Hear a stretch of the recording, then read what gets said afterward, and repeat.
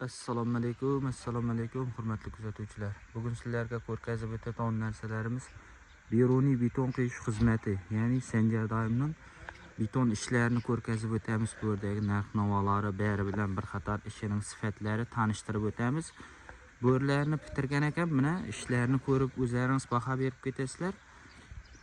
Mana tegishliklarni, addilni ustini Senjar doimning bu apparatlari bor ekan, betonni quyib bo'lgandan keyin üstlerini tegisli to'g'im, buni vertolyot deyman, shundayroq narsalar.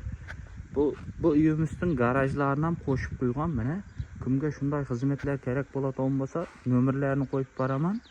O'zlaringiz gaplashib, baholarni so'rab bilib olaverasizlar. Ishlardan umuman gap yo'q. Mana tegisliklari zakonniy urvinda. Yüzümlerge endi xato qo'yib yurularingiz shart emas. Bunday o'ralarni ham o'rnatib, o'zlari bir chetdan liniyalarni turlab, hozir steyashkaning astlarini tayyorlash jarayonlarini ham izinden qo'yib ketaman. Ko'rib o'zlaringiz baho berasizlar. Eshigingizdan chiqadigan yerga lisensiyalarni ham ishlab, bir chetdan bu astini tayyorlab qo'ygan joyi. Hozir bu tarafini ham ko'rgazib o'tamiz. Buni bunday qirib urvinga tuzib chiqar ekan boshda. Bari yerini mana beldestalarında urvinlari bor.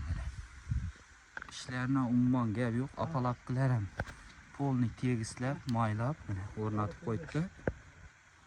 Bu apalapkini shunday maylab qo'yadi. Bu betonning tegis chiquvini, sifatli chiquvini yordam beradi ekan bu minakay. Apalapkilar har bir apalapkini maylab, apalapkiga beton ham yovishmaydi, beton olsam yarqirab zakonniy bo'lib chiqadi. Bu tarafında mana o'rnatib qo'ygan apalapkilar polni urvinda. İşlerine umuman gap yo'q. Nol chiqarib beradi ishlaringizni. Murojaat uchun telefonlarni qo'yib boraman, o'zingiz so'rab, chaqirib, kvadratlarni chiqarib, necha so'm pul ketadiganini, rasxoti barini so'rab bilib olsanglar bo'ladi.